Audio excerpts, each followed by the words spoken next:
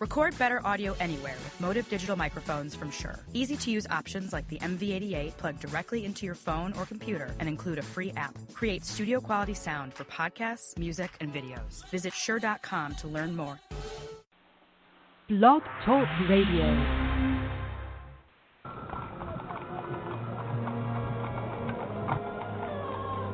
The year, 1888. The place, London's East End. Dead and mutilated bodies are popping up all over, from Stamford to Whitechapel. Jack the Ripper is leaving his mark, and the city's on edge. Yvonne Mason is back with a tale of murder and millinery. The Rhodes Hat Factory is booming while the body count rises. Why now? How are these hats connected? Has the Hatter gone mad? Mad Hatter from Yvonne Mason. Available now on Amazon.com. Good evening, ladies and gentlemen. Yes, it is that time again. Off the chain with your host, your humble host, Yvonne Mason. I'm going to tell you, this week has just been amazing. We have over 5,000 listeners between the podcast and the live show, YouTube, iTunes, Stitcher, podcast, SoundCloud, Mixcloud, Spreaker, Hipcast, Podomatic. What did I leave out? TuneIn Radio. Ladies and gentlemen, I'm telling you, this show is not only off the chain, but it's just completely off the reservation. It's just completely taken on its own life form. If you have a platform, if you have a book, if you're an artist, if you have a business, if you're an author, or if you're like the guest that I have tonight, I want you on my show. We don't stand on ceremony here. That's not what we do. We don't have a scripted show. Yeah, I have notes, but sometimes we go off the reservation. That's why it's called Off the Chain. So without further ado, my guest tonight is Miss Diana Andrade. She is one of my favorite people, and when I tell you why, you'll understand. She and her husband own Brookforest Voices. And Diana and I were just talking how long we've known each other, and we'll get into that. But they are a complete audio production studio. They're located just west of Denver in Evergreen, Colorado. They specialize in audiobook and enhanced ebook production and publishing. They are designed to help large and small publishers as well as authors with all of their audio needs. Well, if you're a business and you're facing some tight budgets and looming deadlines, guess what? Brookforest Voices can provide an easy, fast, and reliable way to deliver your commercial message on time and within budget. And I'm going to tell you, ladies and gentlemen, this company is fantastic. And Diana, she's top drawer. She's the top of the A-list as far as I'm concerned. Hello, my friend. How are you? Hi, Yvonne. So nice to be on your show today. Well, I'm glad that I can pay it forward after all of these years that we have been involved in my books and your productions and all the good things we've gone together, through together. See, I can't talk. I'm tongue-tied. So welcome, and I hope that you get so busy that you don't even have time to do any more of my books. Not that I don't want you to, but I want you that busy. Well, thanks. I was just sitting here thinking, how many books have I done for you? I think around 5. Is that correct? At least. 6? Yes, 6? You've done 5. And the first one, and yes, we're going to do a piece of shameless promotion here. The first one, ladies and gentlemen, that she did for me was called The Voice from the Grave, which was my first historical novel. And Diana and her company had just started, and I had contacted her, and she had an ad on Facebook, and I had been looking for an audio production, and I contacted her to see if she would do the book and how much it would cost and what she would need and yada, yada, yada. And lo and behold, unbeknownst to me, something happened. Diana, I'm going to let you pick up the story because that was one of the, actually, it was not only the biggest shock in my life, but it was one of the best things that ever happened to me in my writing. Well, thank you, Yvonne. Actually, my memories of that phone call, I think I was excited because this was a historical book, historical fiction, and I love. That's my favorite personal genre to read. And historical fiction set in the Civil War. I believe we talked about my close ties. I'm a former teacher of history. And, we just talked a lot about that, the whole Andersonville trials and what went on during that time. And so I was very eager to work on your book just because I liked the topic. And, of course, we had great fun talking that day. I don't remember. We probably talked an hour. I think it was closer to 2 hours. Getting to know each other and discovering what makes each other tick a little bit. I believe one of the things that I do distinctly remember was talking about the music that we provide, and one of the individuals that was closely associated with my business, and that was Derek Whitaker, who is actually my son. We have different last names. And I think I mentioned to you that he was a composer out in L.A. and that one of the shows that he was composing for was NCIS. And I remember you saying, oh, my goodness, that's my favorite show. Yep. So we hit it off really well that day, had a lot of things in common. Outside of that, I really don't remember too much about the conversation. Well, after the conversation, and the pricing was negotiated, and I sent you the book. The book came out, and then y'all entered it into the CPA Awards.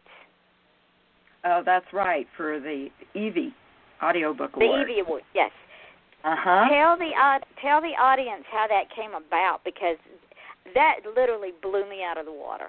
I was not expecting that. It came about because we decided, my husband and I and everybody involved with that, compared to some of the other books that we had done that time, we, first of all, really liked A Voice from the Grave. I liked the aura of it.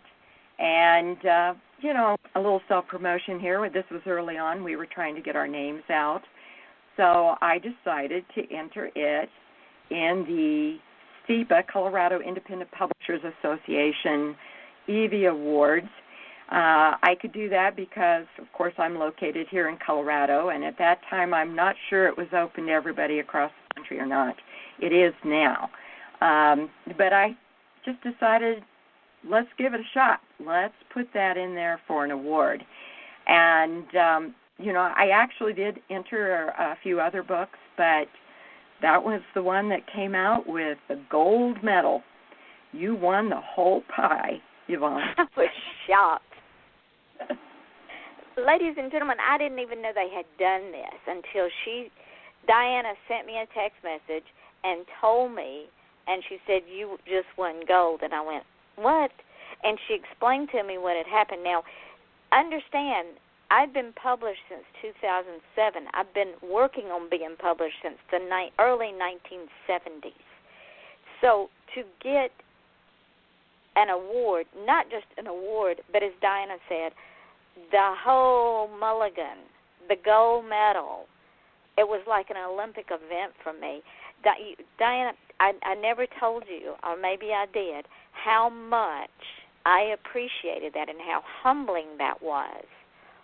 To know that book in audio, because y'all took a chance on me, won that gold medal award. That was just, Jack couldn't live with me for weeks after that because I was just on cloud nine. I will say over the years we have entered several books, and we usually do it right after they come out. And yours is the only one that's ever won the gold. We've received several silvers for others, some bronzes, some merit. We've had a few books nominated for the Oddies, and if you're not familiar with the Oddies, that's like the Oscars for movies, only it's for audiobooks on a national scale. But I'm most proud of that one, honestly, just because, I had a lot of me invested in it. It was your first book that really got any recognition like that. And it's the only one that's gotten a gold. You got to take credit for that. I feel like we've done a lot of good work on other books, but that's the one that got the gold. So I think you did. Pardon? That set the precedent. Sad but true. Well, what I admired about the book, and I think this is why a lot of people do appreciate it, people who are truly historians, people who like historical fiction, what they tend to appreciate is someone who has taken the time to do a lot of research, and that was very evident in your book. You had done so much research about both the Union side and the Confederate side and all of the different people who were active at that time, the generals. I was rather blown away by all of the hard work that you put into that book in terms of making it factual, but yet you had a very good storyline, and that's what intrigued me a lot. Very relevant, really, to today's military history and the history of women becoming involved in the military. So kudos to you. Well, thank you, my friend. Now I want to backtrack just a little bit because I'm curious, as I'm sure our audience is curious, what made you and your husband get into the audiobook business? Well, first of all, it was a dream that I'd had for many years, but it really goes back to when I was in high school. And, we are similar in age. So you're talking high school in the 60s and 70s, heading through there. And when I was in high school, I competed a lot in oral interpretation of literature and won a lot of awards statewide, which made me then, and I also enjoyed theater. So when I went to college, I majored in what was called at that time telecommunicative arts, which was not only theater, but it was speech and radio and television, mass communication. But I put most of my emphasis into studying theater, acting, and advanced oral interpretation. So when I got out of college, of course, I continued. I've performed my whole life in theater. I met my husband performing on the stage many years ago. We've been all over the world with theater in terms of one year, I remember several years ago. This was in the 80s. We were performing with a theater out of Omaha, which was called the Omaha Playhouse, and it was selected to represent the United States at the International Theater Festival in Villach, Austria. And so all of the countries around the world had different theaters that they chose from various countries. So luckily for that particular show, my husband was one of the leads in the show. And I don't usually do this, but I had taken on the tech role of the lighting, running all of the lighting for the show. On that time, a very advanced computerized lighting system. So because I was the lighting person, he and I both got to go and spent about 3 weeks in Europe. He was performing, and I would end up doing the lighting. But, we've had theater as a part of our life, both of us, all of our adult lives.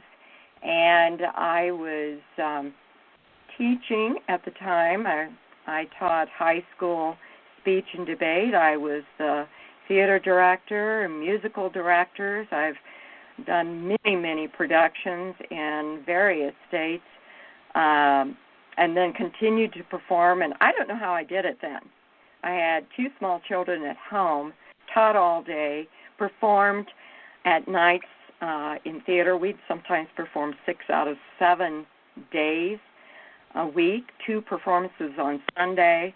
I would have my students come and critique the shows, so we would compete on the weekends. I had state championships with my team from the high schools, and I guess it's easier when you're young. But, it's like having children when you're young. Yes, I just don't know how I did it at all, and now I can't do anything, and I don't have any children at home. But so my dream, all of those years when I retired from teaching and performing, my husband and I have always been involved. We're with talent agencies where we've done television miniseries, commercials, documentaries, things like that as talent. But my dream had been to, when I retired from teaching, to become a full-time actress, taking on the elderly, more mature roles, and also to narrate books. And, of course, my dream was really a little ahead of the curve because the audio world that you see now for audio production, they didn't have that. To really be involved in audiobooks at the time I was dreaming about it, you had to be in huge cities with huge audio production studios. You had to be hooked up with some of your huge publishers, the ones out of New York mainly, to do things like that. And so I just kept holding on to the dream, and finally I did retire from teaching. I actually retired from teaching being full-time around 2010, but I started my business in 2007. And I only did it part-time, but at that time, technology was making it so that I could start at least being a narrator and producing audiobooks. I did a lot of studying, a lot of going back to school, taking more classes in audio production. And for me, probably one of the most helpful things was the son that I mentioned before, who's the composer out in L.A. We had put him through college in majoring in music and music production, and he became and is a highly skilled, not only musician, composer, but engineer. He also engineers a lot of TV shows and movies out there in terms of sound production. So when it came time where I felt I could take on the challenge of forming this business, I called on my son for advice and hints, and I went out and stayed with him in Hollywood and took classes from some of the top coaches of audio narration, whether it's for movies or audiobooks. The one person in particular I want to give credit to, his name was, and suddenly it just went right out the window, Pat Fraley, who has voiced and won all kinds of awards for doing voices for movies, animation, and also his degree was in advanced interpretation. I should add along the way, I also got 3 credits short of a master's degree in library science. So all of these things prepared me for what I am doing now. I love technology. I love developing new things. I like to create. I like directing. I like performing, but that's really gone on the wayside because I just don't have time to perform anymore, except for your books. Oh, Yvonne. thank you, honey. I don't think I've done any except for your books. And I take that as quite an honor. I really, really do. It's very humbling because I know how busy you are. And for you to take the time to do my books, I am so appreciative that it makes this show even more special. Well, I just don't want to hand your books over to anybody else. After a while, I've done so many of your books, and the very first one was so deep and dark and historical, but I love that. It was very dramatic. But some of these later books that I've worked on for you, you've got a real sense of humor that I didn't realize was there, and I enjoy working on your books. Well, thank I really you. do. And especially these last two, working with another narrator. I direct her on her parts, and then I do the other parts that I portray on my own. But it's fun making it more than one voice, using two people to create a wide variety of voices, as you know. From those last two books, we needed a lot of voices, so it was fun. And, I was a music major along the way. My son is in composing, and so I just have the best time. The very best time for me is once all the recording is done, and I start putting in any sound effects and music to create an atmosphere so that there is a real finished product. It's almost like a theatrical production sometimes, especially some of the children's books that we do. We do all kinds of sound effects in children's books. That it's a feast for the ears. You're not looking at anything, but you can certainly see it in your mind's eye because of everything you hear. And I think imagination is one of the best things that we can give to our kids. So. Absolutely, because we've lost that. I think so. I really do. Well, let me ask you this. You've been in the business now long enough that you have not only a feel for it, but in my humble opinion, y'all are masters at it. So you will get all of my work. I don't go anywhere else. I don't recommend anyone else. How competitive is that field now for audiobooks?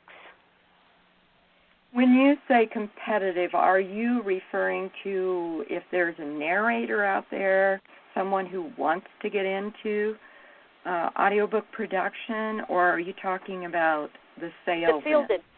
The field itself. In other words, is the field saturated with audiobook companies, or is it still such a specialized field that there's not many of y'all? Okay, here's where I think we need to make a differentiation. The field there's a lot of people out there that call themselves producers. They're audiobook producers. And I'm sure some of your listeners are familiar with Amazon's ACX. Mm-hmm. Okay. The funny thing is all of this has come about over the last few years. And as you know, I've only really been in the business since about 2007, really getting started. Right.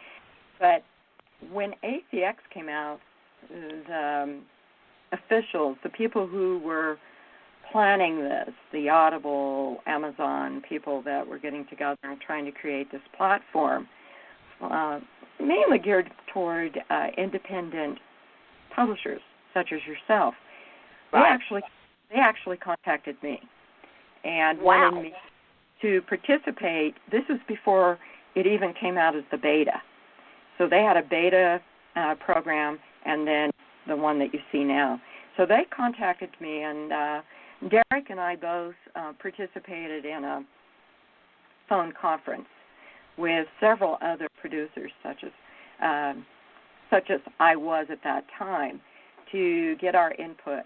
And so, because we had done that, technically you could go and probably look me up on ACX, and I'm there, but I don't do anything through ACX.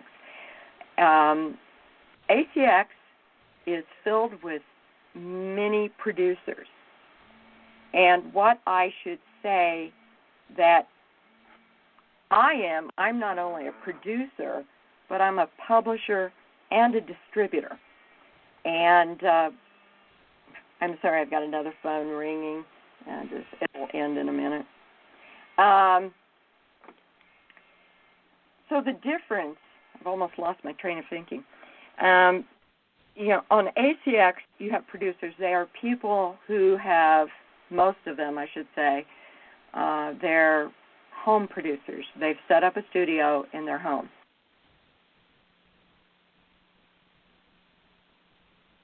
You there? So you have to be really careful because some producers may be doing it with very minimal equipment and in a studio that is really not set up for quality sound. So you have that, but you have all the way up to people with the best in sound production tools as far as microphones, their software they are using, their sound booth, whether it's a quiet booth or a very small studio. So you've got all different levels, many producers. But what you don't have in ACX is a publisher and a distributor, which is where I've taken our business. Because very early on, this was before ACX, I had many authors saying, well, can you publish this for me? Can you get it out there and distribute it? And so, I learned if I thought I could do it, I'd always say yes. But then if I found out I couldn't, of course, I'd always say, no, I can't do that. But luckily for me, every time I've said yes, I've been able to follow through. And so today I have contracts with companies who distribute all over the world to libraries, schools, the military, in different countries, retail, not just Audible, not just iTunes, not just Amazon. And so going back to your original question, you were asking me if it's saturated. There's a lot of producers, yes. And because of that, to your listeners, I would say they need to be very careful who they get as a producer, because if they don't have someone who produces good quality audio and can edit and master all these files for you, then you're really not going to get what you're ultimately wanting, which is to get it out there for sale and to get it available to not just iTunes, Amazon, and Audible, but into the libraries too. So that's the difference. And so cutting to the chase, lots of producers, many talented producers. Be careful, but not very many publishers who also have contracts with all of these points of distribution for the various venues that you might want to have your book in. And I think that it's very exciting to have independent authors that we deal with. We even work with publishers, book publishers that come to us, and then we produce books for them because they don't know how to get it out there and distribute it in the world. So and that brings me to another question. I know that you produce CDs, mm-hmm. but for the listening audience that might not know, you also produce it in MP3 format. And what other formats do you produce it in so it's accessible? Okay, and that again, going back to ACX, if you went through ACX, an author would get their book produced by a producer, and then usually those files, it depends on the deal they've worked out with the producer. If all the author is interested in doing is getting it up on iTunes, Amazon, and Audible, then most of those files are done as MP3s. And MP3 is a digital format that makes it streamable. And when I say MP3, it can be at various settings. So I know that Audible will not take anything unless it's at least 192 or above. And the quality of the sound has a lot to do with the megahertz that you put it in and the bits. These are engineering terms. But when you want to go to other distributors and platforms, for example, Overdrive, they will take those audio files in other formats, such as WAV files. Most of the things that we do, if it's digital, will be in MP3. We'll sometimes produce a higher quality of MP3 if there's a lot of music and sound effects in it. But for the normal just audiobook, a lower format MP3, like a 192 level, is plenty good enough. It's but if you've got a lot of music in it, you might want it in AIF file, which is an audiobook CD format. When you buy music and you get it on a CD, the quality of that sound is so much higher than if it's a streamable download off of the internet. It takes up a lot more space. For example, and we do both. We do the CDs, we do MP3 CDs, we do audio CDs, and we do MP3 downloadables. I think maybe that's the best way to approach this. So those three formats. An audio CD, for example, if it's a 10-hour book, you're probably going to have 9 to 10 CDs to get that whole book on it. So in other words, your packaging for a 10-hour CD, audio CD, will be very thick and very heavy and very expensive. An MP3 CD, a 10-hour book, you can put it on just one MP3 CD. That still plays in your car. Most of your cars, since around 2005, most of the CD players are MP3 and audio CD players. They just don't say it on the outside. You don't know till you stick an MP3 CD in to know if it's really playing. And then the downloadable files, those are the ones that usually you go with a lower megahertz and bit rate on it, just so it will stream without getting caught up and, the problems where you're trying to listen to something and it stalls out on you. Mm-hmm. So we do them all. Well, let me ask you this, just for our listening audience, because I know the answer, because I've been with you guys a long time. Someone sends you a book. Normally, how long does it take, with everything, with all the history that we've just talked about, how long would it normally take to produce that book for that customer to have it ready to explode out there? It varies. Most of our contracts, because we try to do contracts with each of our authors, and most of our contracts we do put in there that it's 3 months from start to finish. Well, 3 months includes the time where we sometimes we'll put out a press release saying we are casting for a particular book. For example, we did a book for the World Bank, and the World Bank wanted 2 American narrators and 2 British narrators. And so we put out a press release, and we had a lot of demos that came in. We selected the best ones and then let the World Bank choose what they felt were the best ones out of the ones that we recommended. And so, there's that from the time you sign the contract, getting the appropriate narrator chosen, getting that narrator, if they're here in the Denver metro area, they come to our studio to record. If they are somewhere else, then we have to allow time to fit into their schedule. Then they send the files. We do a lot of quality checks.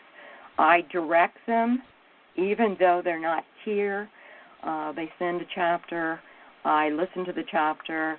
If they are doing fiction, for example, and they have not got the accent just right for, say, a Spanish accent, or their pronunciation of a Spanish word is not correct, we have someone here on staff that listens to all the Spanish, and we send it back and say, make these corrections, and then once they've made the corrections, we've approved it, then they go to the next chapter. So you've got that. So you've got as I said, the selection of the narrator, then you've got the recording process, then you've got the editing process, editing in terms of taking out sounds that for some reason end up being in the production, especially when we're dealing with narrators from other facilities, say like a narrator from Salt Lake City. There's a dog barking in the middle between words, so we'll take that out. Sometimes even in the word we can get that out through very careful editing. So you have an initial, then it goes to mastering, and, well, if there's music or sound effects, we choose all the sound effects, the music. We do what should we call it, a placement of those, and try to tell the master editor, who's doing all the mastering and the sweetening and taking all of these sounds and putting them together and making sure all the levels are correct. So there's various stages. Then that comes back to us, and then we put it up. We start putting it out there. When I say out there, we can get it up on our site very quickly, but then we deal with Audible. It's usually a 3-week process with them and iTunes and Amazon. We're a publisher, so we don't load them up the same way that producers do on ACX. Then we put them out on Overdrive, and Hoopla. Overdrive specializes in the library end of it, but they also sell to markets all over the world. So we have audiobooks in Iceland and Germany and Australia and Singapore and all over the world. You've got Hoopla, which is mainly here in the United States. Those are downloadable through the library. We get a lot of sales and subscriptions through libraries. Then we go to we have Nook audiobooks, Kobo. So, it takes a period of time to get all of that metadata and all of these files uploaded to all of these different distribution channels. And then, of course, every time we add a new one, we just added Kobo, which maybe you're familiar with Kobo because it's mainly been ebooks, and they're starting audiobooks here in January after the first of the year. That's the last I've been told from them. So we are working on a contract with them, and our audiobooks will be available through Kobo, through Scribd. So if anybody out there uses Scribd, all of our books are there. TuneIn. So it just keeps growing, the distribution points that you can put audiobooks into. So I think it's for your listeners who are wanting to listen to audiobooks, and for your authors who want to get into an audio production with some of their existing books, it would behoove them and be to their advantage to make sure that if they do sign a deal with the producer with ACX, that this is just for information. ACX, if you do an exclusive contract, you get 40%. But that means then you cannot have a contract with any of these other distributors, such as the library distribution networks that we use. But if you want non-exclusive, I believe that's 25% now, and they also set the price on your book, just so you know. I, as a publisher, set the price on all the books that we put out. And I think I lost sight of the question. No, you answered it perfectly. Because when you and I first started, there were not that many avenues for the books to go up on. So I've learned something because I knew that my books were out there in many venues, but you just added more, and my head is spinning because the books are getting out there in audio where they may never have gotten out before. And, again, I'm so grateful. Well, I just noticed, because I'm doing royalties today, I was going through all the sales, and I noticed Dreamcatcher. That your Dreamcatcher, I just got the statement on it, but we haven't received any money for it. But I do know that you sold some subscriptions through Overdrive to some, I think it was Singapore and one other country. So it's not just the United States that your books are getting out to. You just gave me chill bumps. Yeah, it's, but I did notice that, and I was going, wow, that's cool. Yvonne will like that it's going out there. I think when I send you the statements, I just say Overdrive. I don't say where the countries are, but I could always look those up if you ever wanted to know what countries your books have gone to. And usually, since most of the books we have right now are English, and because they are English, even though they get sold overseas, most of them only go to countries where there's a large, English-speaking population. So that's why I said Australia and Singapore. For example, or South Africa. A lot of our books are sold in countries in Africa. They have their public libraries, and they supply English-speaking audiobooks to their population. So basically, your books, even though they're only in English, they're getting all over the world in a variety of countries. And since we brought up Dreamcatcher, real quickly, I'm going to explain to the audience, that's another book that Diana became involved in, because that book is about my brother who is mentally and physically challenged, who was born at a time when the challenge were not accepted in 1952, and he never quits. And the full title of the book is Dreamcatcher, Failure Was Never an Option. And to know that book is making a difference in someone's life in another country is, again, making my head spin. Well, and that's something, as an author, of course, I'm not an author. I could never write a book.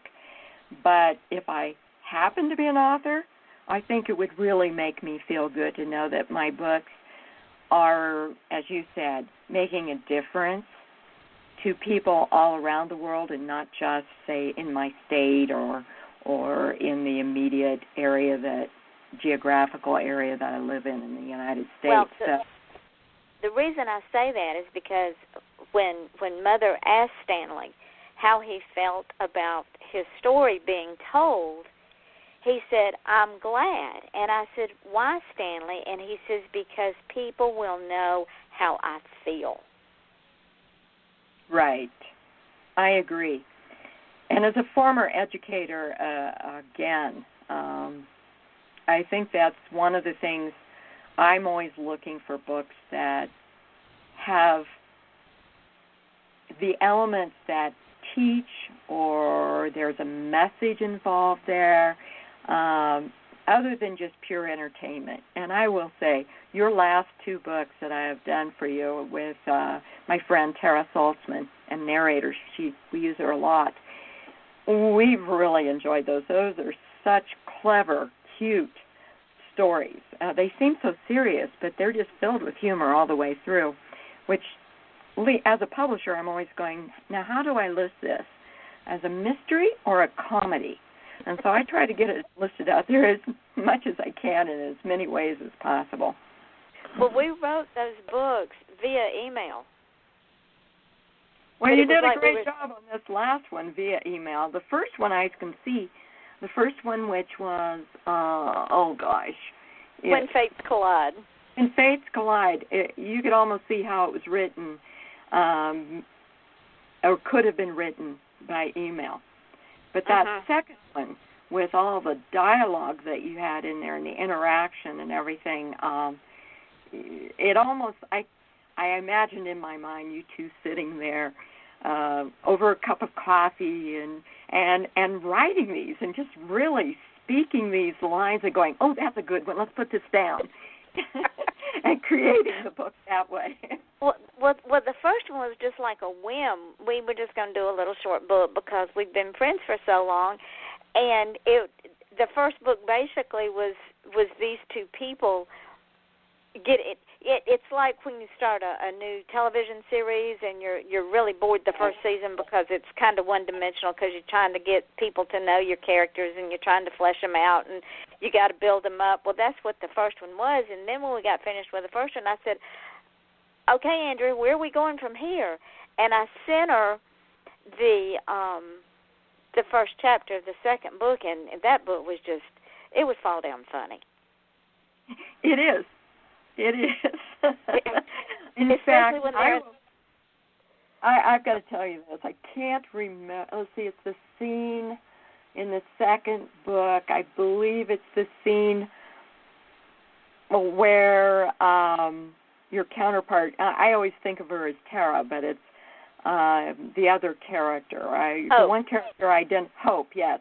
Hope is in this little backwater swamp cabin, and these gays. And the bayou. Oh, right, and these other guys show up, and they're toothless, and you know, and they're talking, and Hope says some of the funniest things. Well, I got to tell you, I was recording my lines, and I had an assistant engineer in the other room because we record these in an isolation studio with glass, and then the engineer is on the other side running the controls. And it almost caught me off guard because I could hear him laughing. I shouldn't be able to hear him at all, but he got so caught off guard by what was being said that he started laughing into his microphone.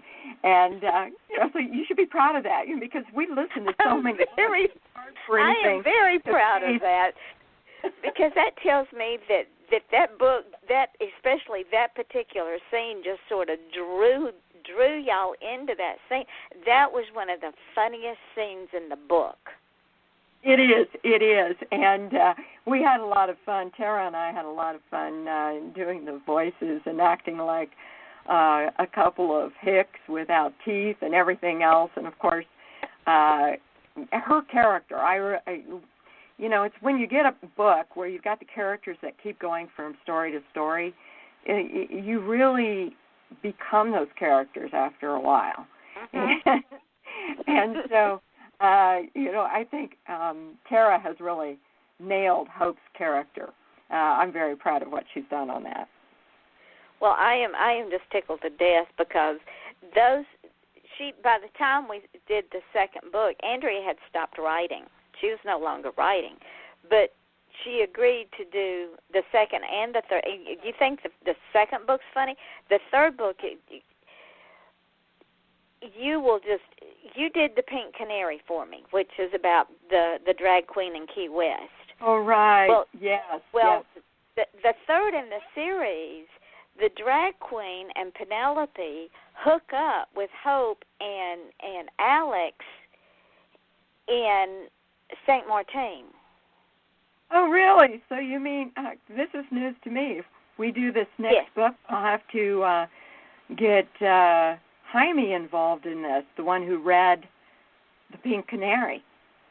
Well, when you thought I'm going to tell you, everybody better wear Depends that day when you're doing the recording, because if you don't, you're going to have messy chairs or messy floor, because Penelope and the detective Lola are in this third book, because they all hook up with Hope and Alex in St. Martin looking for a jumper, and it's hysterical.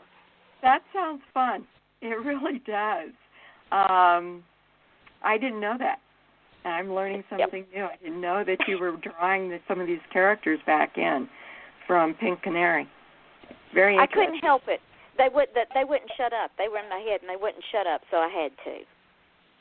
Well, that reminds me, Christian, he's my business development manager, and we were at the Rocky Mountain Literary Festival, and we were listening to some authors giving their presentation. And I remember one of the authors commented, she's, I can't think of her name right now, but she's very well known. She was talking about these voices that are in her head, and she had written this first book, and then one of the characters from the first book just kept saying, "Hey, when are you going to write my story? Yeah. You've got to write my story. It's not fair. You just kind of made me a side character. I need to have my own story." So she ended up writing the next book. So you sound just like her. Yep. Well,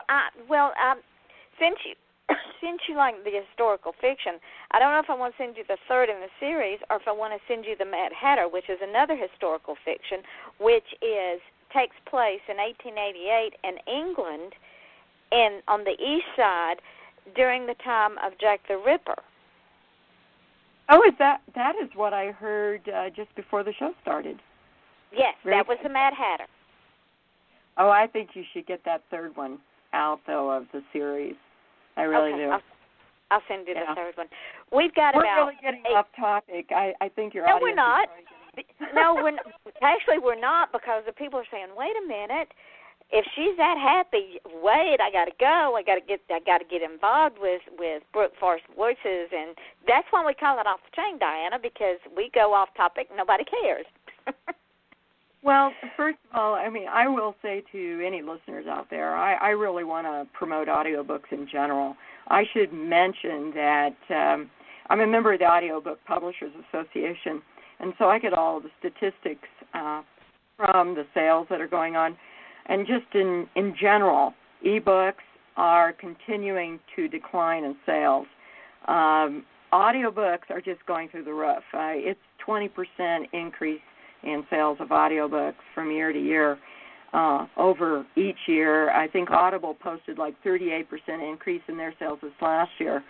But and then your regular books, just print books, they're staying steady.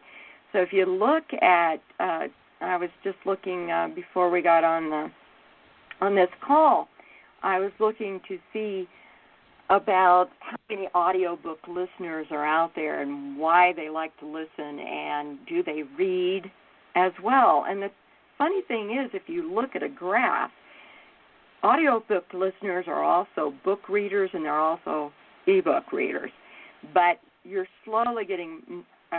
quickly getting more and more audiobook listeners, and the ebook is shrinking. But so now, instead of ebooks and print books, it's the audiobook world and the print world that is staying very steady and very competitive. And more books are getting put into audio every day. It just seems like if you're an author, you need to be a triple threat with your story. You need to have it in print, you need to have it in ebook, and you need to have it in audio. And one of the nice things about Audible, I should mention, is when we put books up to Audible, and this would be true if you went through ACX too, they have what's called Whisper Sync. So if someone buys an ebook or an audiobook, they are offered the corresponding ebook or audiobook for just a little bit less. And then if you have your Kindle or anything that reads like a Kindle, you can read it quietly in, say, the dentist's office.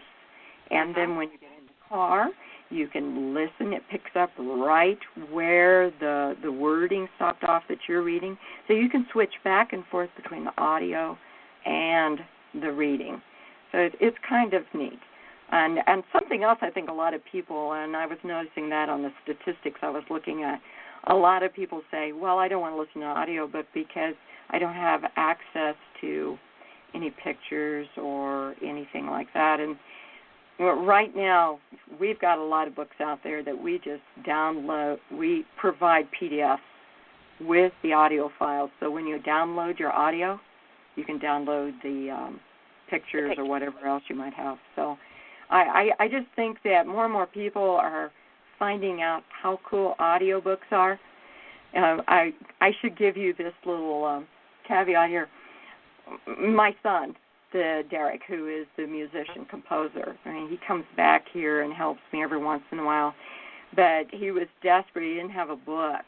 And so he thought, I'm in the airport. I'll just sign up real quick for Audible and get a free book. Just it'll please Mom, because Mom knows I never read audio or listen to audiobooks. He got hooked at the airport on that one free audiobook. And I think a lot of people they just need to give it a try. And sometimes, your very first audiobook, you don't like it because you didn't like the narrator, or you didn't like it because you didn't like the story. But don't throw out that old expression, don't throw out the baby with the bathwater. Try it again. Try it again. Just like a print book. Before we run out of time, I want folks to know where they can find you. As you have said several times, Brookforest Voices, with an S on the end of voice. So if you go to brookforestvoices.com, you can just put it into Google, and we're all over the place. So you've mentioned Brookforest Voices. We're going to show up in a multitude of ways. You could even put in Brookforest Voices and one of the books that we've done for you, and you're going to find us that way as well. But we have brookforestvoices.com.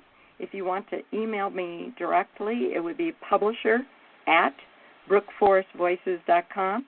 You can find us on Facebook. You can find us on Twitter. You can even send a message to Christian, our business development manager, at brookforestvoices.com. Or I said Jaime, but it looks like Jamie, Jaime, at brookforestvoices.com. He's the business development business manager. Derek even has his own email address. So I'm the only one. You can't put Diana at brookforestvoices.com. I go under the word publisher. And ladies and gentlemen, if you don't remember all that and you're on my friends list, contact me. I'll hook you up, because I got the inside track to these nice folks. Trust me. You want your books in audio. I'm telling you. It's like Diana said, you want the triple effect. Get the biggest bang for your buck. I mean, we are independent publishers, for crying out loud. Let's make a statement. Am I right, Diana? You are absolutely right, and I should mention that, I'm not sitting here trying to promote Brookforest Voices so much as I want to promote get your book in audio. And if you choose to go the ACX route, it's still very confusing, and I'd be happy to just assist someone. I can do consulting to help them through the ACX route if they want to go that way. But I can certainly point out the benefits and the disadvantages of any route they choose. And just remember, ladies and gentlemen, if you go through Brookforest Voices, and I'm promoting them because I believe in them, your books are international. They will go international. They'll get in schools. They'll get in places you didn't know they would get into. So hop aboard this train, because it's going to pull out of the station here shortly. Tomorrow night we're off. Saturday night, author Lindsay Goddard is our guest. You don't want to miss her. It's going to be a hoot and a holler. Diana, I want to thank you so very much for making your dream real. And ladies and gentlemen, we didn't have time to ask Diana, but if you got a dream, live it. We only got today. We only got right now. If you say, well, I got a dream, but the but's going to get in the way. I'm not planning on retiring anytime too soon yet. Exactly. You got to make your dream real. Diana, my friend, thank you so much. I want to bring you back after the first of the year and talk about this some more, because I want to keep y'all out there. Would you be willing to come back? Absolutely, and we can make it just very educational, if you like, about the ins and outs of getting that audiobook out there. We can do that, too. So, ladies and gentlemen, you heard it here. I'm going to bring Diana back. She's going to get the third and When the Fates Collide series and produce that, and then I'm going to send her the Mad Hatter. And I'm just going to keep sending her books because they're the bestest. So until Saturday night, this is your host, Yvonne Mason. This is Off the Chain with my wonderful, wonderful Diana Andrade with Brookforest Voices. And we say good night until Saturday night. Diana, stay on for just a moment for me. The show will go off shortly. Okay, thank you. All right. You're welcome. Thank you. We're an archive, so anything we say will show up in the archive show. But I wanted to let you know that this show, when it goes into archives, like I said, it's going to go into a half a dozen podcasts plus YouTube, TuneIn Radio, Stitcher, and iTunes. So I hope you get deluged with people that want their books in audio. Well, I guess I'll just need to keep adding narrators. Well, we've got a pretty big stable of narrators now, if you ever check. I have so many, I keep getting demos all the time. Are we on the air? No. We will be. This show. What this will do is people will hear it when they listen to the show in archives. They get to hear the little. It's like the after party. So if you continue, because people will hear this. Oh, okay. Okay, so there are a lot of narrators out there, a lot of people that do want to narrate your audiobook. And again, I just want to caution even the ones that send their demos to us, we always preview them. And some people, they are excellent. They have great equipment or they have the ability to come here to our studio.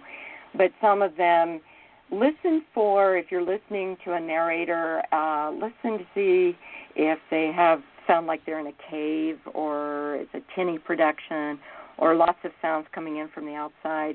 So we try to, the narrators we use, we screen them all and make sure that they are within our qualifying guidelines. Because anything that we put Brookforest's name on, we want to be proud of the audio that we produce, and you as an author need to be very selective so that you can be very proud of your audiobook that you get out there. That's basically where I was going with that comment. Well, I am tickled to death that you agreed to come on the show tonight because it's not only been informative, it's been exciting. And it's been educational to folks that are thinking about an audiobook. You would be surprised at the authors that are. It's like once they write their book, they're totally lost with their marketing skills. They don't know how to market, and then they want to do an audiobook, but they don't know where to turn. I knew I wanted to do the audio books, and I trusted my instincts when I saw your ad on Facebook, and look what happened. Music. But you helped me with my learning curve. Anytime you're starting a business, there's a learning curve. And you were very gracious and kind to allow me to produce those early books for you because it was a part of my learning curve, and I hope I did you well by them. Oh, you did. I love my books. I wouldn't trade my books for anything in this world. I wouldn't trade you for anything in this world. So there you have it. You're in the archive. Person I know. So I will leave you with that, my gracious friend, and I will set it up for maybe February, March of next year. I'll send you a date if it works for you. Let me know if it doesn't, and we'll set another date. I want it to be convenient for you, and then we'll go from there. And what I want you to do when I put these shows up in the podcast, that's where I was going. When I put the shows up in the podcast, I will put the podcast link up on my Facebook page, and I will tag you in it. And I want you to download wherever you want to download them from and use this show as part of your marketing tool. Oh, thank you. May I ask, before the next time, if you get feedback from your listeners, any specific questions, I think it would be great for your listeners who maybe do want to do an audiobook and they don't know how to start, like you were saying, or where to go, or what things to consider when they are looking at the possibility. Maybe they want to know what is the cost. You were asking about how long it takes. So we can address specific issues or questions that they may have. I don't know if you have the ability to get the feedback like that. And then I do. Yeah, that would be great then. I would love to address very specific questions with, general feedback. I'll try to be as objective as I can. I truly would rather, I'd be more comfortable if I didn't promote myself rather than just promote the industry on how to go about this. The industry what we can do, we can set up an hour and a half or a 2-hour show, and we'll have the call-in number ready. We'll tell them we want them to call in with their questions if they have them at that time too, along with feedback. How does that sound? Oh, that sounds terrific. That really does. I like that idea. That way, the people who are actually listening get their questions answered. So. And what I'll do is as I promote the show for the next time, I will be very specific and say, look, we'll open up the lines, we'll open up the chat room. We want you to call to not only listen to the show, but call in with questions if you have them, and Diana will be happy to help you with that. Absolutely, that sounds great. I like that idea. Sounds like too. It does.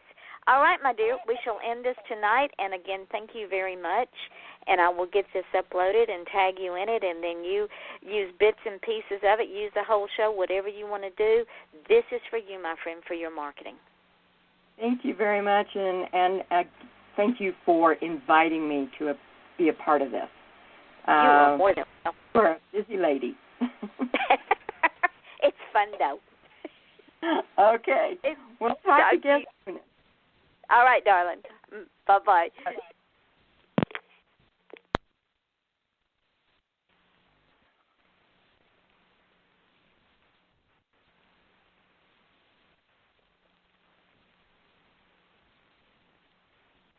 When you don't go to Geico.com, car insurance can seem intense. Like breakup R&B intense. I thought you said you loved the sweater that I got you. If you didn't, you could have told me. Geico makes it easy.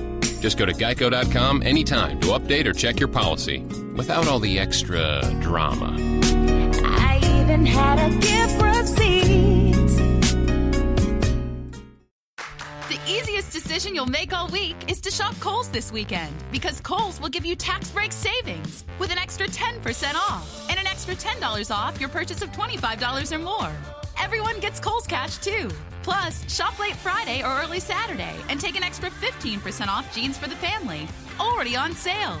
Stack the savings and save even more this weekend at Kohl's. Select styles. Offer valid 11/4 through 11/6. Some exclusions apply. See store or Kohls.com for details.